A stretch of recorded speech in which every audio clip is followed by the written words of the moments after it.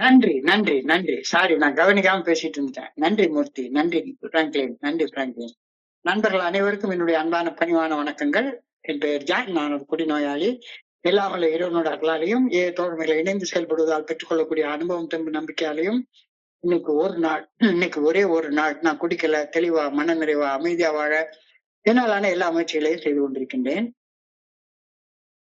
நண்பர் பிராங்க்லின் குறிப்பிட்டது போல இந்த ஆன்லைன் மீட்டிங்ல கோயம்புத்தூர் ஒருங்கிணைப்பு குழு இணைந்து நடத்தும் இந்த ஆன்லைன் மீட்டிங்ல கோயம்புத்தூர் ஒருங்கிணைப்பு குழு குரூப் கான்சியன்ஸின் படி தீர்மானித்த 24 மணித்துளிகள் ஒரு நாள் அப்படின்ற புத்தகத்துல இருந்து ஒவ்வொரு நாளும் ஒவ்வொரு பக்கமாக எடுத்து வாசிச்சு விளக்கம் பார்த்து கலந்தாய் செய்து கொண்டிருக்கின்றோம். ஸோ அதன் தொடர்ச்சியாக இன்னைக்கு நாம அடைஞ்சிருக்கிற பக்கம் ஏப்ரல் மாதம் 29ஆம் தேதி. ஸோ முதல்ல இந்த சிந்தனையை வாசிச்சு அதற்குடைய விளக்கத்தை பார்த்து கலந்தாய் செய்து கூட்டத்தை நடத்துவோம். ஸோ இந்த சிந்தனையை வாசிப்பதற்கு நண்பர் பிராங்க்லின் அவர்களை அன்போட பணியோட அழைக்கிறேன். Over to you Franklin. April 29. Thank you. Okay.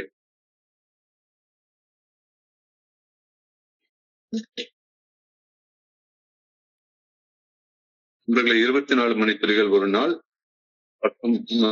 நாள் சிந்தனை ஏப்ரல் 29. ஏஏ தோழமையின் இன்றைய சிந்தனை. ஏஏ தோழமை பரிந்துரைக்கும் 12 படிகள் அடங்கிய மீட்படையும் செயல் திட்டம் நம்பிக்கை, எதிர்நோக்கு, ஈகை ஆகிய ஆன்மீக பண்புகளை உள்ளடக்கியது.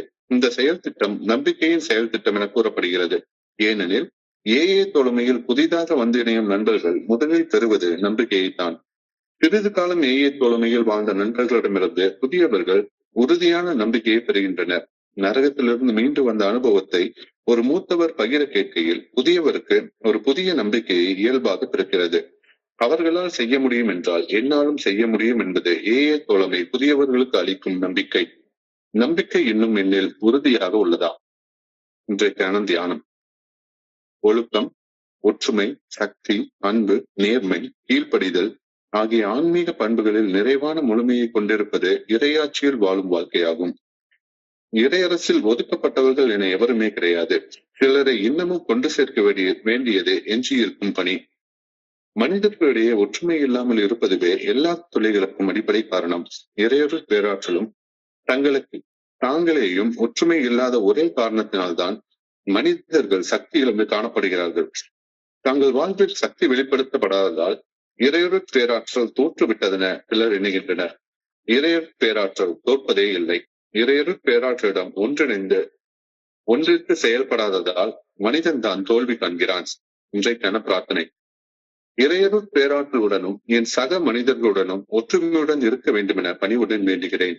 இறையொரு பேராற்றலுடனான ஒற்றுமை என் சக்தி வெளிப்பாட்டிலும் வெற்றியிலும் முடிய வேண்டும் எனவும் நான் பணிவுடன் வேண்டுகிறேன். நன்றி. நன்றி பிராங்க்லின், நன்றி பிராங்க்லின், நன்றி நன்றி நன்றி. நண்பர்களுக்கு மீண்டும் ஒருமுறை அன்பான பணிவான வணக்கங்களை தெரிவித்துக் கொள்றேன். என் பெயர் ஜான். நான் ஒரு குடிநோயாளி. எல்லாமல்ல இறைவனோட ஆலையும் தோழமையில இணைந்து செயல்படுவதால் நான் பெற்றுக்கொள்ளக்கூடிய அனுபவம் தெம்பு நம்பிக்கையாலையும் இன்னைக்கு ஒரே ஒரு நாள் நான் குடிக்கல, தெளிவா மன நிறைவா அமைதியா வாழ என்னாலான எல்லா முயற்சிகளையும் செய்து கொண்டிருக்கின்றேன். நான் என்னுடைய கடந்த காலத்தை பின்னோக்கி பார்த்து அந்த தோழமையில இணைந்த அந்த முதல் நாளை சிந்திச்சு பாக்குறேன்.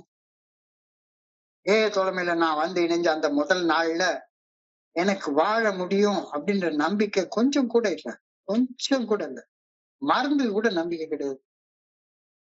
அவ்வளவுதான், வாழ்க்கை முடிஞ்சு போச்சு, குடிச்சு செத்துற வேண்டியதான், சாவுதான் ஒரே வழி அப்படின்னு நான் நினைச்சிட்டு இருந்தேன். எனக்கு ஒரு நல்ல வாழ்க்கை வாழ்றதுக்கு வழி காட்டுறதுக்கும் யாருமே இல்லை. என்னுடைய கூட பிறந்தவங்க, அப்பா, அம்மா, பொண்டாட்டி கூட பிறந்தவங்க, நண்பர்கள் எல்லாருமே வேலைக்கு ஓடியாச்சு. எல்லாருமே என்னுடைய பிஹேவியரை பார்த்துட்டு யாருமே என் கூட இல்லை. ஸோ எனக்கு வழிகாட்ட ஒரு மனிதர் கூட இல்லை. என்ன அன்போட ஆதரிக்க ஒரு மனிதர் கூட இல்லை. இதுதான் யதார்த்தமான உண்மை. ஆனா இந்த ஃபெலோஷிப்குள்ளார வந்த முதல் நாள் இங்க ஒரு வார்த்தையை அடிக்கடி நான் கேட்டேன். The Fellowship of Alcoholics Anonymous is a place of hope for the hopeless and a place of help for the helpless அப்படின்னு அடிக்கடி சொல்லுவாங்க. நம்பிக்கை இழந்து இனி வாழ வழியே இல்லை என்று உடைந்து போய் இருப்பவர்களுக்கு நம்பிக்கையையும், உலகத்துல எனக்கு பணி செய்ய ஒரு ஜீவன் கூட கிடையாது அப்படின்ற நிலையில இருக்கக்கூடிய என்ன போல குடிநோயாளிக்கு உனக்கு பணி செய்ய நாங்க இருக்கோம் அப்படின்னு உதவிக்கரம் நீட்ட இந்த ஏஏ ஃபெலோஷிப் ஒண்ணு இருக்கு அப்படின்றது எனக்கு அப்ப அந்த ஆரம்ப காலத்துல அப்பதான் புரிய ஆரம்பிச்சது. இனி வாழவே முடியாதுன்னு வாழ்ந்துட்டு இருந்த எனக்கு உன்னாலையும் வாழ முடியும் அப்படின்ற நம்பிக்கையும், அப்படி நல்வாழ்க்கை வாழ்றதற்கான பாதையையும் சுட்டி காட்டியது ஏஏ ஃபெலோஷிப், ஏஏ தோழமை. இந்த பாதையை எனக்கு காட்டுறதுக்காக 10 பைசா கூட என்கிட்ட இருந்து யாருமே கேட்கல. 10 பைசா கூட கேட்கல. குடிநோயால என் வாழ்க்கையில நானே உருவாக்கி வைத்திருந்த கடினமான விரும்பத்தகாத சூழ்நிலைகள் முடிவடையும் வாய்ப்பு உள்ளது, உன்னாலையும் வாழ முடியும் அப்படின்ற நம்பிக்கையின் ஒளி ஏஏ தோழமையில வந்து இணைஞ்சப்ப என்ன அறியாம எனக்குள்ளார உருவானது உண்மை. seeing the light at the end of the tunnel அப்படின்னு ஒரு ஆங்கில இடியம் சொல்லுவாங்க. இருட்டா இருக்கு, எங்க போறதுன்னே தெரியல. அப்ப அந்த நேரத்துல இந்த திசையில வா அப்படின்னு ஒரு வெளிச்சம், ஒரு ஒளி கீற்று எனக்கு கிடைக்குது. seeing the light at the end of the tunnel, ஒரு நம்பிக்கை நம்ம கூட வாழ்ந்துடலாம் போல இருக்கு அப்படின்ற ஒரு நம்பிக்கை இந்த ஏஏ ஃபெலோஷிப்குள்ளார வந்தப்ப எனக்கு கிடைச்சது. என்னுடைய கஷ்ட காலம் எல்லாம் முடிஞ்சு போக போகுது, நல்ல காலம் என் வாழ்க்கையில பிறக்க போகுது அப்படின்ற நேர்மறையான நம்பிக்கையும் எதிர்நோக்கும் ஏஏ தோழமையில வந்து இணைச்சப்ப எனக்குள்ளார உருவானுச்சது உண்மை. அது வரைக்கும் வரல. நானும் என்னென்னமோ இடங்களுக்கு போய் பார்த்திருக்கிறேன். அமைதி திருக்கோயில் ஆலியார்ல போய் தங்கி இருக்கிறேன், வெள்ளியங்கிரி மலையில போய் ஒரு வாரம் தங்கி இருக்கிறேன், சாலக்குடி கோயிலுக்கு போயிருக்கிறேன், விபாசனா மெடிடேஷனை ட்ரை பண்ணி பார்த்துருக்கேன்.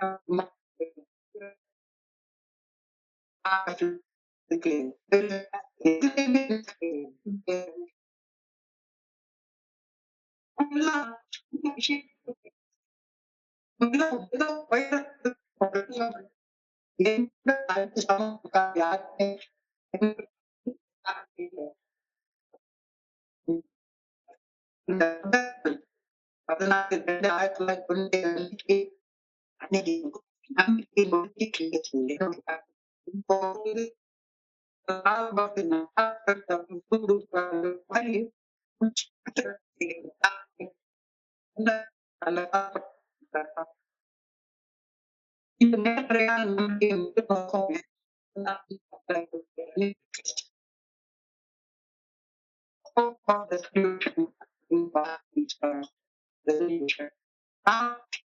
எடுக்கிறதுக்கான மன உறுதிய கொடுத்தாங்க. இத்தனையோ தடவை சத்தியம் பண்ணிருக்கேன், வாக்குறுதி பண்ணிருக்கிறேன். ஆனா அந்த வாக்குறுதிகள்லாம் மனசு வந்து எடுக்கல. தீர்வுக்கான நம்பிக்கை, ஹோப் ஃபார் ரெசல்யூஷன், இது வந்து ஏஏ ஃபெலோஷிப் வந்தப்ப எனக்கு கிடைச்சது. End of a long task,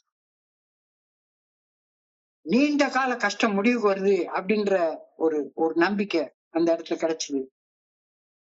sign of improvement, கொஞ்சம் கொஞ்சமா வளர்ந்து முன்னேற முடியும் அப்படின்றதற்கான அறிகுறிகள் ஏஏ ஃபெலோஷிப்ல வந்தப்ப எனக்கு தென்பட ஆரம்பிச்சது. இன்னொரு முக்கியமான அம்சம் என்னன்னா, இந்த நம்பிக்கையும் அல்லது நல்லது நடக்கும் அப்படின்ற அந்த எதிர்நோக்கையும் நான் பெற ஒரே ஒரு பைசா கூட செலவு பண்ணவே இல்லை. நான் இப்ப எத்தனையோ தடவை யாரு கிட்ட போனாலும் சரிதான், அவங்க கிட்ட போனா இம்மிடியேட்டா என்கிட்ட கேட்கிற கேள்வி, என் பையன் எப்படியாச்சும் குணப்படுத்திடுங்க, என்னால முடிஞ்ச செலவை நான் பண்றேன், செலவு பண்றேன் அப்படின்னு அடிக்கடி சொல்லுவாங்க. என்ன மருந்து மாத்திரை கொடுத்தாச்சும் எப்படியாச்சும் இவனை குணப்படுத்திடணும், எவ்வளவு செலவு வேணாலும் நான் பண்றேன் அப்படின்னு சொல்றப்ப, இங்க நான் நம்பிக்கையும் நல்லது நடக்கும் அப்படின்ற எதிர்நோக்கையும் நான் பெற்றுக்கொள்வதற்கு ஒரு பைசா கூட செலவு பண்ணவே இல்லை. இலவசம், முற்றிலும் இலவசம். எனக்கு நம்பிக்கையும் நல்லா வாழ முடியும் அப்படின்ற எதிர்நோக்கையும் கொடுத்தவர்கள் பிரதி உபகாரமாக ஒரு சின்ன தேங்க்ஸ கூட எதிர்பார்க்கல. சின்ன தேங்க்ஸ் கூட எதிர்பார்க்கிறேன். இதைத்தான் இன்றைய சிந்தனையுடைய முதல் வரியாக நமக்கு சுட்டி காட்டுறாங்க. AA is a place of help for the helpless, hope for the hopeless. அது இலவசமாக. So, the AA program is one of faith, hope and charity. இலவசமா யாருகிட்டையும் ஒரு பைசா கூட கேட்கவே கிடையாது. என்னைய புகழ்ந்து பேசணும் கூட சொல்லவே கிடையாது. ஏஏ தோழமை பரிந்துரைக்கும் 12 படிகள் அடங்கிய மீட்படையும் செயல் திட்டம் நம்பிக்கை, எதிர்நோக்கு, ஈகை ஆகிய ஆன்மீக பண்புகளை உள்ளடக்கியது. நம்பிக்கை, ஃபெய்த், எதிர்நோக்கு, ஹோப், ஈகை, சேரிட்டி. இலவசமாக நமக்கு கொடுக்கிற ஒரு ஃபெலோஷிப். சேரிட்டி, ஈகை அப்படின்றத ஆரம்ப காலத்துல நான் தப்பா புரிஞ்சுக்கிட்டேன். ஏஏ தோழமைக்குல குடிநோயாளிகளுக்கான சிகிச்சை இலவசமா கொடுக்குறாங்க அப்படின்னு நான் நினைச்சுக்கிட்டேன். இங்க ட்ரீட்மெண்ட் கொடுக்குறாங்க, அந்த சிகிச்சை இலவசமா கொடுக்குறாங்க அப்படின்னு நினைச்சுக்கிட்டேன். இந்த காலம் ஒரு கிளாஸ் தண்ணிய வாங்கி குடிக்கணும்னா கூட நம்ம ரோட்ல ஆத்துல ஓடுற தண்ணியை கூட இப்ப நம்பி குடிக்க முடியாது. அந்த மாதிரி பொல்யூஷன் ஆகி போச்சு. ஒரே ஒரு கிளாஸ் தண்ணி வாங்கி குடிக்கணும்னா கூட நம்ம காசு கொடுத்து வாங்கி குடிக்க வேண்டிய சூழ்நிலைக்கு வந்துட்டோம். இந்த காலத்துல லட்சக்கணக்கா செலவு பண்ணி குடிநோய் பாதிப்புகள்ல இருந்து மீட்படைய மறுவாழ்வு மையங்கள் கொடுக்கிற ட்ரீட்மெண்ட்டை ஏஏ ஃபெலோஷிப்ல இலவசமா கொடுக்குறாங்கன்னு நான் நினைச்சேன்னா அது தப்பு. டீடாக்ஸ் பண்ணி விடுவாங்க, பயங்கரமா மருந்து மாத்திரை எல்லாம் கொடுப்பாங்க, அதையெல்லாம் இலவசமா கொடுப்பாங்க அப்படின்னு நினைச்சா நான் தப்பா புரிஞ்சுக்கிறேன். சேரிட்டி அப்படின்றது அந்த அர்த்தத்தை சொல்லப்படுற விஷயம் கிடையாது. ஏஏ தோழமை இலவசமா கொடுக்கறதுன்னு எதை ட்ரீட்மெண்ட் இலவசமா கொடுக்கறதுன்னு நினைச்சுக்கிட்டு வர்றது பைத்தியக்காரத்தனம். இங்க நான் குடிக்கிற டீக்கு நான் தான் காசு போடணும் அப்படின்றத புரிஞ்சு கொள்ளவே கொஞ்ச நாள் ஆச்சு. கிட்டி பை கான்செப்ட் எனக்கு புரிஞ்சு கொள்ளவே ரொம்ப நாள் ஆச்சு. இப்போ அன்புடனான ஆதரவு, லவ்விங் ஸ்பான்சர்ஷிப், அன்புடனான ஆதரவுங்கிறது அனுபவம், தெம்பு, நம்பிக்கையை பகிர்வதன் மூலமாக அளிக்கப்படுகின்றது. இங்க ஸ்பான்சர்ஷிப் எப்படி கொடுக்கப்படுகிறது? By sharing the experience, strength and hope. நான் குடிநோயிலிருந்து எப்படி மீண்டு வந்தேன் அப்படின்ற அனுபவம், இன்னைக்கு நான் எப்படி இருக்கேன்ற தெம்பு, நாளைக்கு நான் நல்லா வாழ்வேன் அப்படின்ற நம்பிக்கை, இந்த அனுபவம், தெம்பு, நம்பிக்கைய எந்த வகையான காசும் வாங்காம அன்போட ஒருத்தருக்கு ஒருத்தர் நம்ம பகிர்ந்து கொள்றோம். இதுதான் இலவசம்னு சொல்லப்படுகிறது அப்படின்றத புரிஞ்சு கொள்ள ரொம்ப நாள் ஆச்சுது. இந்த அன்புடனான ஆதரவு என்னன்னைக்கு ஏஏ ஃபெலோஷிப்ல இலவசம் தான். நான் இங்க ஒரு விஷயத்த செய்யறதுக்கு யாரும் எனக்கு காசு கொடுக்க வேண்டிய அவசியமே கிடையாது. இலவசமாக நான் என்னுடைய அனுபவம், தெம்பு, நம்பிக்கையை பகிர்ந்து கொள்றேன். இந்த கருத்து தான் இன்னைக்கு சிந்தனையில பகிர்ந்து கொள்ளப்பட்டிருக்கிறது. 12 step recovery program of the Fellowship of Alcoholics Anonymous is a program of hope, because when a newcomer comes into AA, the first thing he gets is hope. நல்ல ஞாபகம் இருக்கு. அந்த நாள் 14/2/1997 அன்னைக்கு சீட் ஆஃப் ஹோப் குரூப்ல மெட்ராஸ்ல உட்கார்ந்தப்ப கை கால நடுங்கிக்கிட்டு நம்பிக்கை இல்லாம எனக்கு 1 hour அப்படியே மெஸ்மரிசம் பண்ணி கட்டி போடுவாங்க தெரியுமா, மந்திரத்தால கட்டி போடுற மாதிரி. என்னுடைய ஸ்பான்சருடைய ஷேரிங் என்னை கட்டி போட்டுச்சுது. நம்பிக்கையே இல்லாத என் மனசுல நம்பிக்கையை விதைச்சுது. அந்த குரூப்புக்கு பேரு சீட் ஆஃப் ஹோப் குரூப்னு பேரு. நம்பிக்கையை விதைச்ச இடம் அது. முத எனக்கு நம்பிக்கையின் விதை அங்கதான் விதைக்கப்பட்டது. இனி வாழ்றதுக்கு வழியே இல்ல, குடிச்சு சாகுறது ஒண்ணுதான் வழின்னு நினைச்சிட்டு இருந்த எனக்கு, நம்பிக்கை இழந்திருந்த என் மனசுல என்னாலையும் குடிக்காம வாழ முடியும், என்னாலையும் இன்னும் எஞ்சிய வாழ்நாட்களை மன தெளிவோட வாழ முடியும் அப்படின்ற நம்பிக்கையின் விதைய என்னுடைய மனசுல விதைச்சது அந்த seed of hope AA group தான். கேசரி ஹைஸ்கூல்ல இன்னைக்கும் நடந்துட்டு இருக்குது. பைத்தியக்காரனை போல என்ன செய்யறேன் அப்படின்ற சுய நினைவு இல்லாம பல வருஷ காலம் வாழ்ந்துட்டேன். கிட்டத்தட்ட 19 வயசுல இருந்து 39 வயசு வரைக்கும் 20 வருஷ காலம் என்ன செய்யறேன்னு எனக்கு தெரியாது. ஏன் குடிக்கிறேன், ஏன் இப்படி பைத்தியக்காரன மாதிரி குடிக்கிறேன் அப்படின்னா எனக்கு தெரியாது. சுய நினைவு இல்லாம பல வருஷ காலம் வாழ்ந்துட்டு இருந்தேன் நானு. ஏஏ தோழமையில நான் வாழ்ற யதார்த்த நிலை முதல் படியில தெளிவாக வெளிச்சம் போட்டு காட்டப்பட்டது. ஆமா, பைத்தியக்காரன் போல நான் வாழ்ந்துட்டு இருந்தேன். அம்மா உண்மை அது. இரண்டாவது படியில நான் சென்றடைய வேண்டிய இலக்கு, அந்த இலக்கை சென்று அடைய முடியும் அப்படின்ற நம்பிக்கையை வந்து அடைவதற்கு வழிகாட்டப்பட்டது. ஃபர்ஸ்ட் ஸ்டெப்ல நான் எந்த நிலையில இருக்கேன் அப்படின்றத உண்மை நிலையை ஒப்புக்கொள்ள வச்சாங்க. ரெண்டாவது, அந்த உண்மை நிலையை ஒப்புக்கொண்டதுக்கு அப்புறமாக என்னுடைய எதிர்காலத்துல நானும் நம்பிக்கையோட வாழ முடியும் அப்படின்ற அந்த நம்பிக்கை வந்தடைறதுக்கு வழி காட்டினாங்க. சோ இங்க இந்த இலக்கை நோக்கி அன்கான்சியஸாக நிகழ்வரியா நிலையில ஒரு பைத்தியக்காரனை போல வாழ்ந்துட்டு இருந்த எனக்கு எந்த வகையான இலக்கும் கிடையாது. குவார்டர் பாட்டில் குடிக்கணும், அதுக்கு அடுத்து குவார்டர் பாட்டில் குடிக்கணும், அதுக்கு அடுத்து குவார்டர் பாட்டில் குடிக்கணும், அவ்வளவுதான் இலக்கு, வேற இலக்கே கிடையாது. அன்கான்சியஸாக நிகழ்வரியா நிலையில பைத்தியக்காரனை போல வாழ்ந்துட்டு இருந்த எனக்கு என்னாலும் நிகழ்வரியும் நிலையில கான்சியஸ் ஸ்டேட் ஆஃப் மைண்ட்ல வாழ முடியும் அப்படின்ற நம்பிக்கையின் விதை விதைக்கப்பட்டது. From unconscious state of behaviour to conscious state of behaviour. அன்கான்சியஸ்னா நிகழ்வரியா நிலை, என்ன நடக்குதுன்னே தெரியாத நிலை, நிகழ்வரியா நிலை. கான்சியஸ் ஸ்டேட் ஆஃப் மைண்ட் நிகழ்வரி நிலை. எனக்குள்ளார இப்போ குடிக்கணும்ன்ற எண்ணம் இருக்கு, குடிக்கணும்ன்ற வெறி இருக்கு, கோப வெறி இருக்கு, பய வெறி இருக்கு, காம வெறி இருக்கு. ஆனா அந்த வெறியால உந்தப்பட்டு தப்பு செய்யக்கூடாது அப்படின்ற கான்சியஸ் ஸ்டேட் ஆஃப் மைண்டுக்கு கொண்டு வர முடியும் அப்படின்ற நம்பிக்கையின் விதை ஏஏ ஃபெலோஷிப்ல தான் எனக்கு விதைக்கப்பட்டது. என் வீட்டுக்கு வந்த ஒருத்தர் தன்னோட தாழ முடியாத குடி வெறியால தன்னோட சொந்த ரத்தத்தை வித்து குடிச்சு ரத்த வாந்தி எடுத்து ரோட்ல நினைவிழந்து படுத்து கிடந்த தன்னுடைய பைத்தியக்காரத்தனத்தை என்கிட்ட பகிர்ந்து கொண்டாரு. அதிர்ச்சியில அப்படி உறைஞ்சு போயிட்டேன். ரத்தத்தை வித்து குடிப்பாங்களா? ரத்தத்தை வித்து குடிச்சிட்டு எதுவுமே சாப்பிடாம மறுபடியும் சாராயத்தை கொடுத்துட்டு ரோட்ல ரத்த வாந்தி எடுத்து படுத்து கிடப்பாங்களா? இப்படி ஒரு பைத்தியக்காரன் உலகத்துல இருக்க முடியுமா? அதிர்ச்சியில உறைஞ்சு போயிட்டேன். இப்படியும் ஒரு குடி வெறி இருக்குமா அப்படின்ற அதிர்ச்சி இல்ல. அந்த குடி வெறி என்கிட்டே இருந்துச்சு. குடி வெறிய குறிச்ச அதிர்ச்சி இல்ல. அப்படி குடி வெறியில பைத்தியம் போல வாழ்ந்த ஒரு நண்பர் இன்னைக்கு ஐஏஎஸ் ஆபீசர் போல தலை நிமிர்ந்து நிக்கிறாரே, எப்புட்றா எப்புட்றா எப்புட்றா அப்படின்ற அதிர்ச்சி. குடி வெறி கொண்ட அதிர்ச்சியில எனக்கு ரத்த வாந்தி வந்திருக்கு, நானும் பைத்தியக்காரத்தனமா குடிச்சிருக்கிறேன்.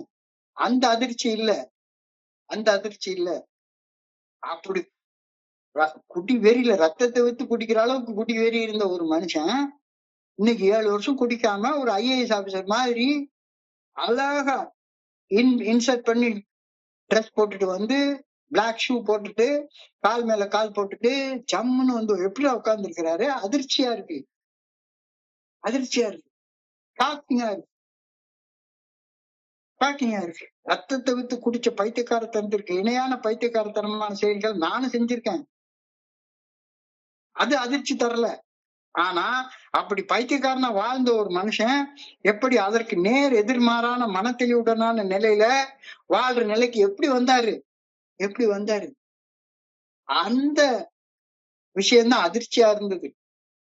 அந்த விஷயம்தான் அதிர்ச்சியா இருந்தது. ஆனா ஒரு பைத்தியம் ஒரு வழியை பின்பற்றி வாழ்ந்து ஒரு பைத்தியமாக வாழ்ந்துட்டு இருந்த ஒரு ஆள் தான் பின்பற்றி வாழ்ந்த வழியை விட்டு விலகி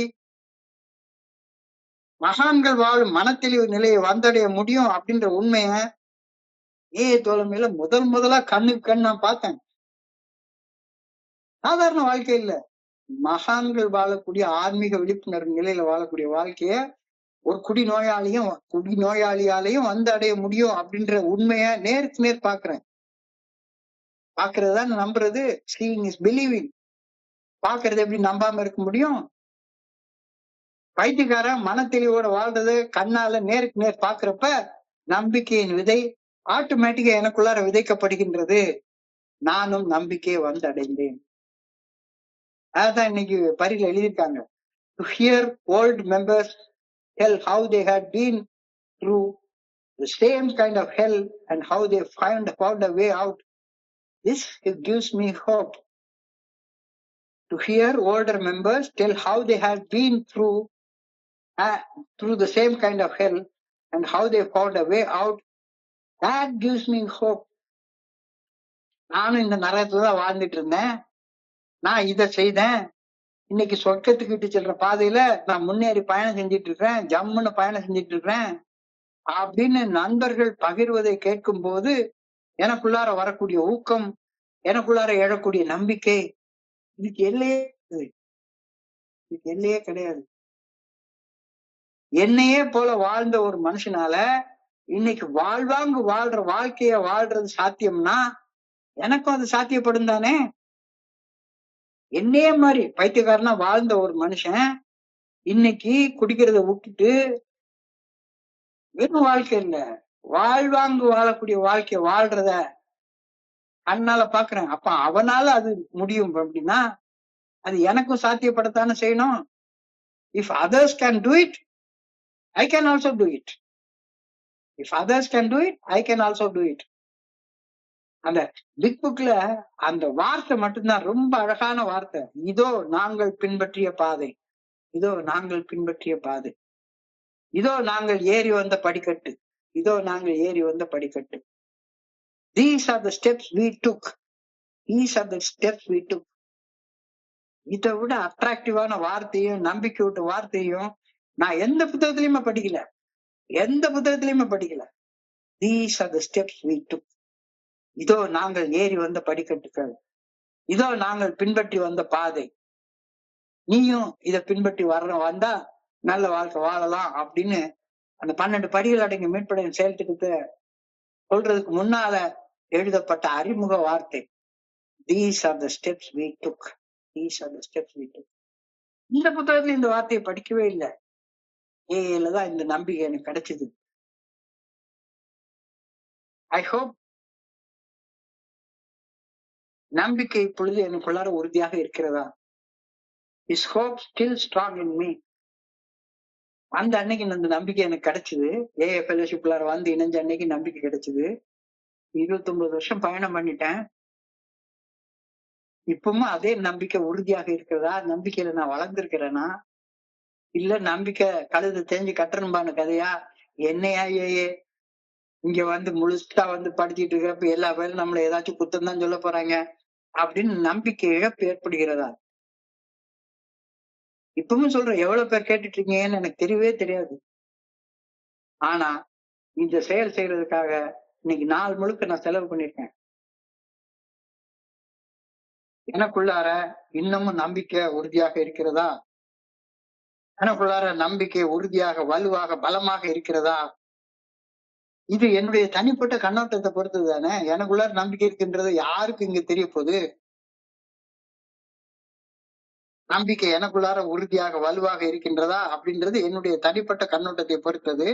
ஆனால் நம்பிக்கை என்பது என்னுடைய வாழ்க்கையை அர்த்தமுள்ள வகையில் வாழ்வதற்கு தேவைப்படக்கூடிய அடிப்படை தேவை அப்படின்றது புரியுதா? புரியுதா?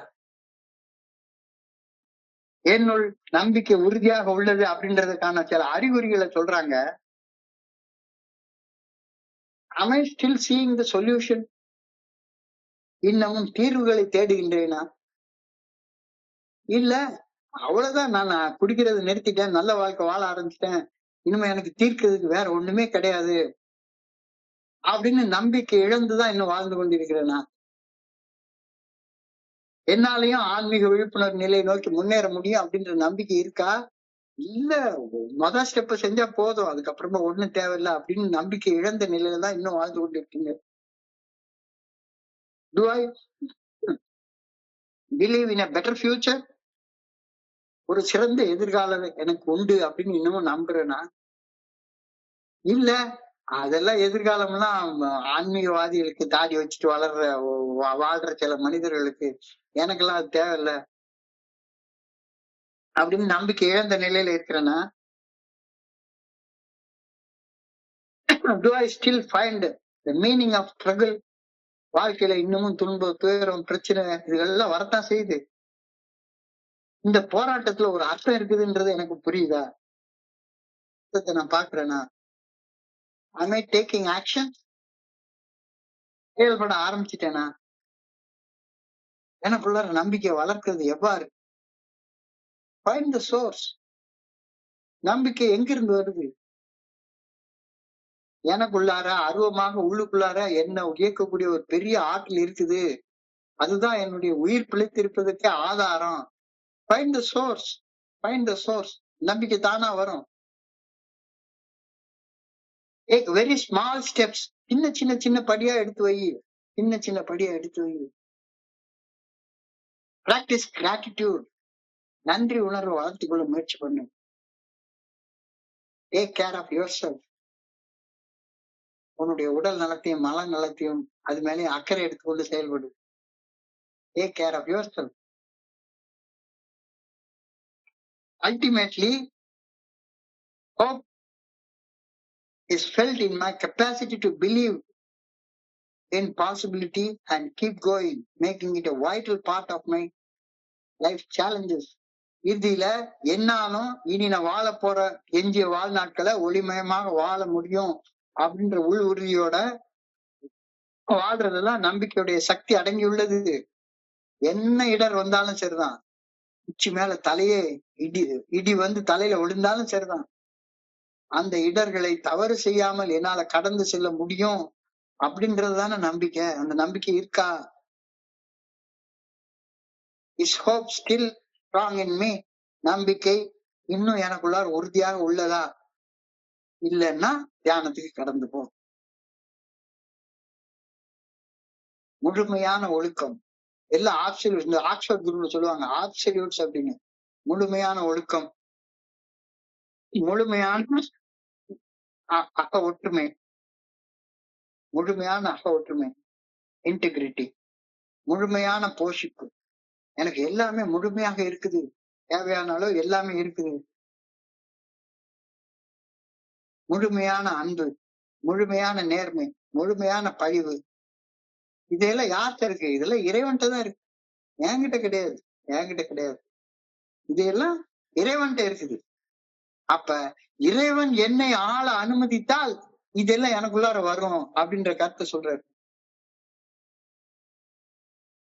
The rule of God's kingdom is perfect order, perfect harmony, perfect supply, perfect love, perfect honesty, and perfect obedience. இறையாட்சியில உட்பட்ட எல்லாருக்குமே இது உண்டு, இறையாட்சி உட்படாதவங்களுக்கு இது கிடையாது. So there is no discard in God's kingdom. A is all inclusive, never exclusive அப்படின்னு சொல்லுவாங்க. எல்லாரையும் உள்ளடக்கிக்கும், எல்லாரையும் உள்ளடக்கிக்கும், யாரையும் தனிச்சு விடவே விடாது, யாரையும் தனிச்சு விடவே விடாது. So there is no discard in God's kingdom. இறையாட்சியில் முரண்பாடுகளே கிடையாது. மனித மனதின் ஆட்சியில தான் முரண்பாடு உண்டு. நான் என்னுடைய மனம் போன போக்குல வாழ்றப்ப மட்டும்தான் அந்த டிஸ்ஹார்மனி உருவாகுது. நான் இறைவனுக்கு பணிஞ்சு செயல்படணும்ன்ற தீர்மானத்துல உறுதியாக இருக்கிறப்ப எனக்குள்ளார முரண்பாடுகள் வராது. ஆனா சாதாரண மனுஷன் நான் ரொம்ப காலமா அப்படியே முரண்பட்டு வாழ்ந்துட்டேன். பெர்ஃபெக்ஷன்னா எனக்கு தெரியவே தெரியாது. அதனால இந்த பயணம் வந்து சில நேரங்கள் டிஃபிகல்ட்டா தெரியுது. The difficulties in life are caused by disharmony in people. அக ஒருமைப்பாடு இல்லாத ஒரே காரணத்தால மட்டும்தான் தொல்லைகள், கஷ்டங்கள், வலிகள், வேதனைகள், பிரச்சனைகள், சிக்கல்கள் உருவாகின்றன. If I am integrated inside, மனமும் மனசாட்சியும் ஒருமைப்பட்டு அக ஒருமைப்பாடோடு நான் செயல்படுறப்ப எனக்கு எந்த வகையான டிஃபிகல்ட்டியும் வராது, எந்த வகையான பிரச்சனையும் வராது. People lack power because they lack harmony with good orderly direction of the Creator. அதனாலதான் எனக்கு டைலமா வருது, இறைவனுடைய நல்ல ஒழுங்கான வழிகாட்டுதல் மனசாட்சியின் மூலமாக வெளிப்படுத்தப்படுகிறது. மனம் மனசாட்சியோட முரண்படுவதால் மட்டுமே சக்தி குறைபாடு ஏற்படுகிறது. லேக் ஆஃப் பவர் ஏன் வருது? என்னுடைய மனசாட்சியோட முரண்படுற நேரத்துலதான் மனசாட்சி உறுத்துற செயல்களை செய்யறது, மனசாட்சி சரின்னு சொல்ற செயல்களை செய்யாம இருக்கிறது. அதனாலதானே எனக்கு சக்தி குறைபாடே வருது. People lack power because they lack harmony with the good orderly direction of the creator. இத தெளிவா புரிஞ்சுக்கோ. தியானத்துக்கு தெளிவா யோசிச்சு பாரு, கவனத்தை குவிச்சு சிந்திச்சு பாரு. ஏன் ஏன் என்னால நம்பிக்கையோட வாழ முடியல, ஏன் அந்த நம்பிக்கை குறைபாடு வருது அப்படின்னு சொல்லி பார்த்தா மனசாட்சியும் முரண்படுது. ஆனா ஒன்ன சொல்லுது, மனசாட்சி வேற ஒண்ண சொல்லுது, என்னுடைய கான்சியன்ஸ் ஒண்ணு சொல்லுது, என்னுடைய மனசு வேற ஒண்ணு சொல்லுது. ரெண்டு முரண்பட்டு இருக்கிறப்ப உள்ளுக்குள்ளார மகாபாரத யுத்தமே வந்துருது. அழகா சொல்லுவாரு என்னுடைய குருஜி, இந்த உடம்புதான் குருஷேத்திரம். அந்த உடம்புக்குள்ளார நல்லதுக்கும் கெட்டதுக்கும் எப்பவுமே ஒரு நிலையான சண்டை நடந்துட்டே இருக்கு. அப்ப நான் எப்பவுமே கெட்டதன் பக்கத்துல சேர முடிவு பண்ணேன்னா எப்பவுமே எனக்கு நிம்மதி இருக்காது. People lack power only because they lack harmony with the good orderly direction of God. பார்த்தசாரதியோட கையில அந்த தேரக்கூடிய கண்ட்ரோலை கொடுக்காம அந்த தேருடைய கண்ட்ரோலை என் கையில எடுத்து என்னுடைய மனம் போன போக்குல நான் பண்ணேன்னா எனக்கு சக்தி குறைபாடு வந்துடும். ஆட்டோமேட்டிக்கா என்ன எதிரி அடிச்சு தூக்கிடுவான். I tend to think that the power of God failed since it is not manifested in my life. எனக்கு சில வேலைகளை செய்ய சக்தி இல்ல, என்னுடைய ஸ்பான்சர் செய்யறாரு, என்னுடைய குருஜி செய்யறாரு, எனக்கு அந்த சக்தி இல்ல. அப்போ என்னுடைய ஸ்பான்சருக்கும் என்னுடைய குருஜிக்கும் கடவுள் உதவி செஞ்சாரு, எனக்கு கடவுள் உதவி செய்யல, நான் தோத்து போயிட்டேன், என் வாழ்க்கையை பொறுத்தளவுல கடவுள் தோத்துட்டாரு அப்படின்னு நான் நினைச்சுக்கிறேன். எனக்கு ஒரு விஷயத்த சொல்றாங்க, ஐ fail because I am not in harmony with God. அதனாலதான் நான் தோத்து போறேன். நான் செய்யும் செயல்ல ஆற்றல் குறைபாடு உருவாகும் போது நான் இறைவன் எனக்கு ஆற்றல் அளிப்பதில் தோற்று போய் விட்டார் அப்படின்னு நான் முட்டாள்தனமா நினைச்சுக்கிறேன். கடவுள் எனக்கு அந்த ஆற்றலை கொடுக்கல, கடவுள் தோத்து போயிட்டாரு அப்படின்னு நான் நினைச்சுக்கிறேன். இறைவர் பேராற்றலின் ஆற்றல் ஒரு நாள் வறண்டு போகவே போகாது, ஒரு நாள் வற்றி போவதே கிடையாது. நான் இறையர் பேராற்றலின் நல்ல ஒழுங்கான வழிகாட்டுதலுக்கு பணிந்து செயல்பட்டு ஆற்றலுடன் செயல்படுவதில் நான் தான் தோத்து போய் நிக்கிறேன். இதுதானே யதார்த்தமான உண்மை. ஏன் தோத்து போய் நிக்கிறேன்? நான் மனசாட்சி உறுத்தக்கூடிய செயலை திரும்ப திரும்ப செஞ்சுட்டே இருக்கிறேன். மனசாட்சி சரின்னு சொல்ற செயலை செய்யாம இருக்கிறேன். செய்தக்க அல்ல செய்ய கெடும், செய்தக்க செய்யாமையானும் கெடும். செய்யக்கூடாததெல்லாம் செய்யறேன், செய்ய வேண்டியது செய்யாம இருக்கிறேன். அதனாலதான் எனக்கு சக்தி குறைபாடு ஏற்படுது. கடவுள் தோத்து போல, அவர் ஆற்றல் என்னைக்குமே இருந்துட்டே இருக்கு. அவர் ஆற்றலை பெற்றுக்கொள்வதில் நான் தோத்து போய் நிக்கிறேன் அப்படின்ற கருத்து நீங்க அழகா சொன்னாங்க. நான் தோற்பது இறைவர் பேராற்றலுடன் ஒன்றுபட்டு அவர் காட்டும் நல்ல ஒழுங்கான பாதையில பயணித்தால் மட்டும்தான் என்னால ஜெயிக்க முடியும். இல்லைன்னா தோத்து போய் தான் நிற்பேன். வேற எந்த காரணமும் என்னுடைய தோல்விக்கு இருக்க முடியாது. நம்பினோர் கெடுவதில்லை 4 முறை தீர்ப்பு. 4 முறை இல்ல, 400 முறைகளும் அதான் சொல்லுது. வெறும் 4 முறைகள் மட்டும் இல்ல, பைபிள்லயே அதான் சொல்லுது, குரான்லயே அதான் சொல்லுது, புத்தர் அதான் சொல்றாரு, மகாவீரர் அதான் சொல்றாரு. உலகத்துல இருக்கக்கூடிய எல்லா நல்ல நெறிகளும் நம்பினோர் கெடுவதில்லை அப்படின்னு தான் சொல்லுது. அப்ப அந்த நம்பிக்கை குறைபாடு எனக்குள்ளார இருக்குது. நான் தான் தோத்து போயிருக்கிறேன். கடவுள் தோத்துட்டான்னு சொல்றது தப்பு.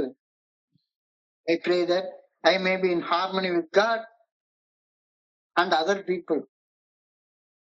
இறையர் பேராற்றலுடனும் என் சக மனிதர்களுடனும் ஒற்றுமையாக இருக்க வேண்டும் என நான் பணிவோடு வேண்டிக் கொள்கின்றேன்.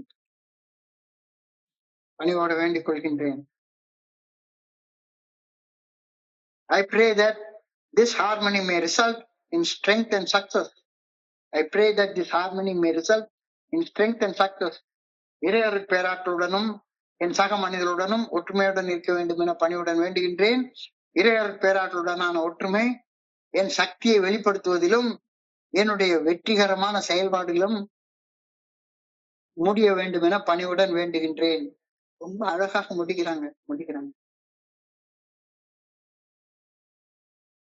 எல்லாரையும் கடவுள் ஜெயிக்க வைக்கிறாரு, என்னை மட்டும்தான் தோக்க வைக்கிறாரு அப்படின்ற நினைப்பு அந்த நினைப்பு தாண்டா பொழப்ப கெடுக்குது. கடவுள் எப்படி தோத்து நிப்பாரு? கடவுளுடைய ஆற்றலை பெற்றுக்கொள்வதில் நீ தோத்து போய் நிக்கிற. ஏன் பெற்றுக்கொள்ளல?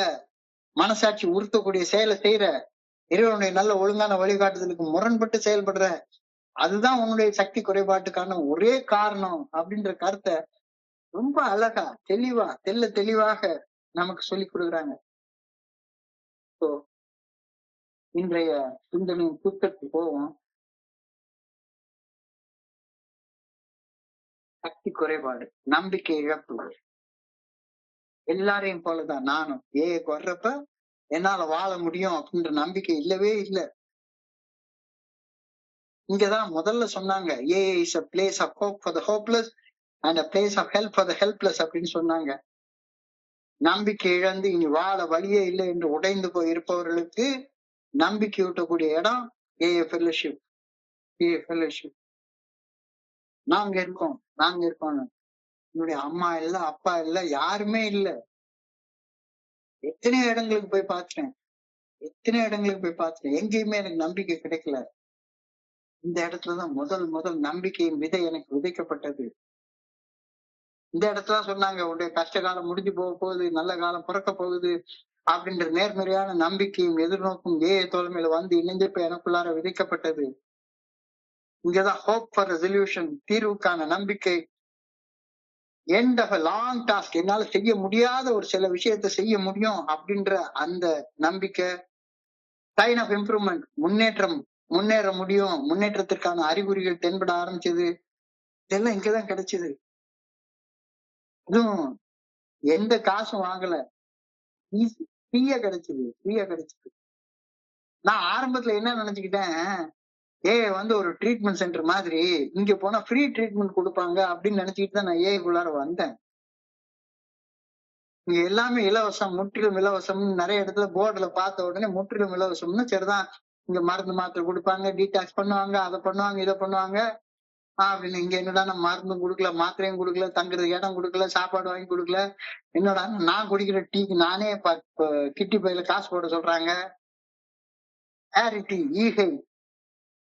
ஈகைன்னா அனுபவம், தெம்பு, நம்பிக்கை இலவசமா கொடுக்குறாங்க. எல்லாத்தோட விலை மதிப்பற்றது அந்த அனுபவம், தெம்பு, நம்பிக்கை. இப்ப இன்னைக்கு இந்த புத்தகத்தை படிச்சு இத பண்ணணும் அப்படின்னு சொன்னா சரிதான், நான் யாருக்கிட்டையும் 10 பைசா வாங்கல. ஆனா இத நான் செய்யறப்ப எனக்கு வாழ்க்கையில மாபெரும் பலன்களை கடவுள் எனக்கு கொடுக்குறாரு. அன்புடனான ஆதரவு, அனுபவம், தெம்பு, நம்பிக்கையை பகிர்வதன் மூலமாக அளிக்கப்படுகிறது, இலவசமாக அளிக்கப்படுகிறது. தெளிவா சொல்லிட்டாங்க.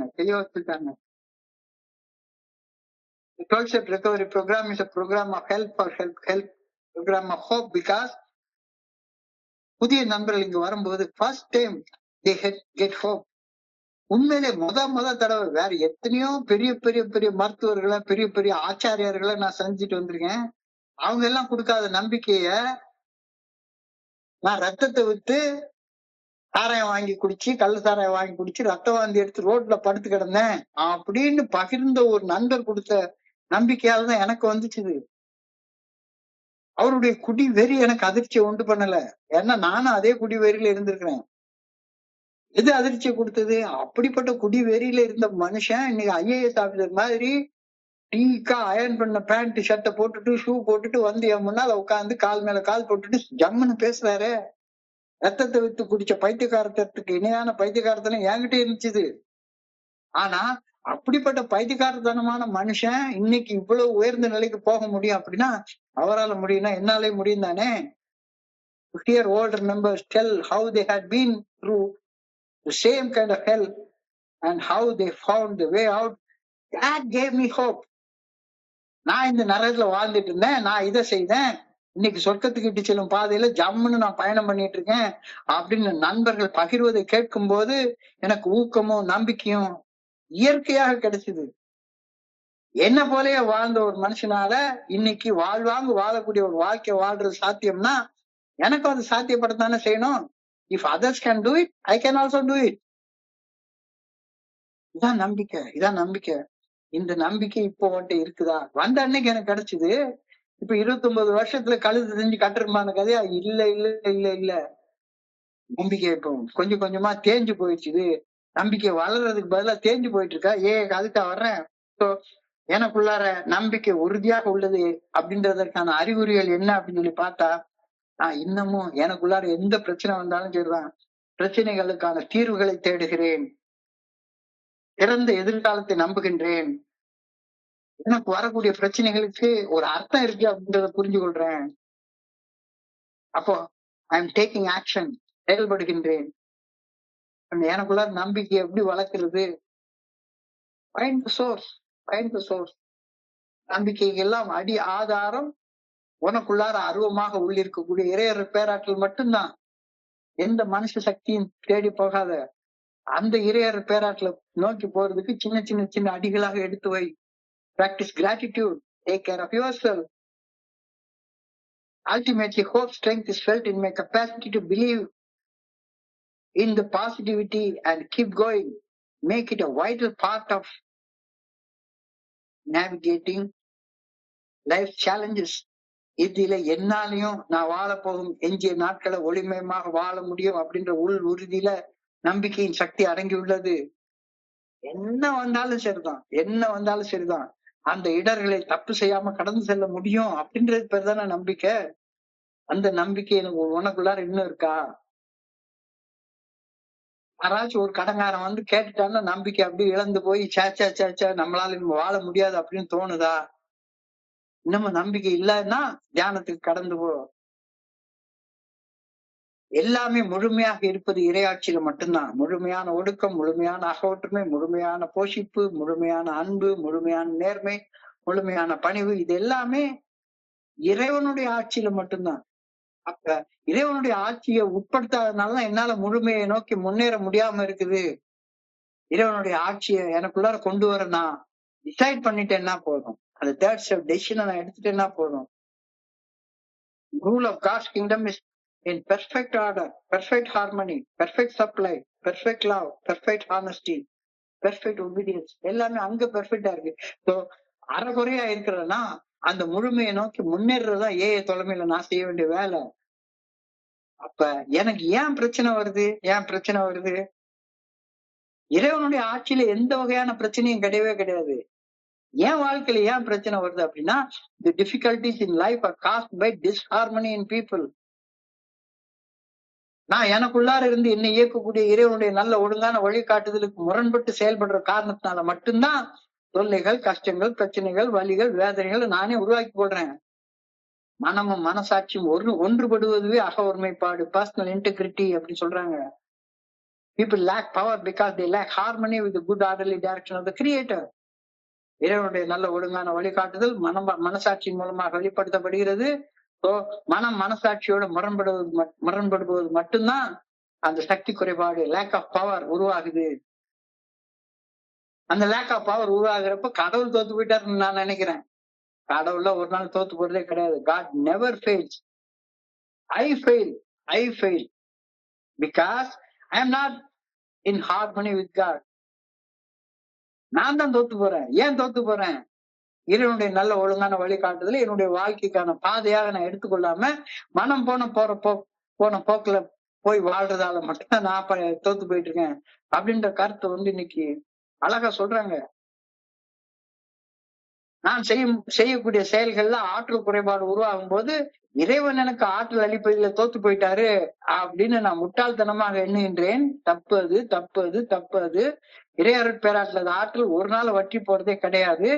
நான் இறையருட் பேராற்றலுடன் அவருடைய நல்ல ஒழுங்கான வழிகாட்டுதலுக்கு பணிந்து செயல்பட்டு வாழாம முரண்பட்டு நிக்கிறதுனாலதான் தோத்து போய் நிக்கிறேன் அப்படின்ற கருத்து சொல்றது. நான் தோற்றது இறையருட் பேராற்றலுடன் ஒன்றுபட்டு அவர் காட்டும் நல்ல ஒழுங்கான வழிகாட்டுதலில் பயணிக்காததால மட்டும்தான். தெளிவா கிறிஸ்டல் கிளியராக நீ சொல்லிட்டாங்க அத. So I pray that I may be in harmony with God and other people. இறைவனோடையும் என்னை சுத்தி வாழக்கூடிய சக மனிதர்களோடையும் எனக்குள்ளாரையும் ஒருமைப்பட்டு நான் வாழணும் அப்படின்றதுக்காக ஆண்டவா உண்மை வேண்டுகின்றேன். I pray that this harmony may result in the strength and success. இறையர் பேராற்றலுடனான ஒற்றுமை என் சக்தி வெளிப்பாட்டிலும் எந்த செயல் செஞ்சாலும் சரிதான் முழுமையான சக்தியோட செய்ய. சாதாரண இந்த மீட்டிங்ல பகிர்ந்து கொள்றதாலும் சரிதான். Act with full power. அறவர முயற்சி எல்லாம் கிடையவே கிடையாது. ஃபுல்லா டெடிகேட் யுவர் செல்ஃப் கம்ப்ளீட்டா. அப்ப எல்லாமே சக்தி வெற்றி தான். இறையார் பேராற்றலுக்கு பணிந்து செயல்படக்கூடிய காரியங்கள் எதுவுமே தோத்து போனதாக சரித்திரமே கிடையாது. rarely have we seen a person fail who has thoroughly followed our path. தோத்து போன மனுஷன் யாரு? இறைவனுடைய நல்ல ஒழுங்கான வழிகாட்டுதலுக்கு பணியாம செயல்படுறோம், தோத்து போறோம், அவ்வளவுதான். இறைவன் தோத்து போறதே கிடையாது, தோத்து போக வாய்ப்பே கிடையாது. இந்த கருத்துலாம் ரொம்ப எளிமையான கருத்துக்கள். ஆனா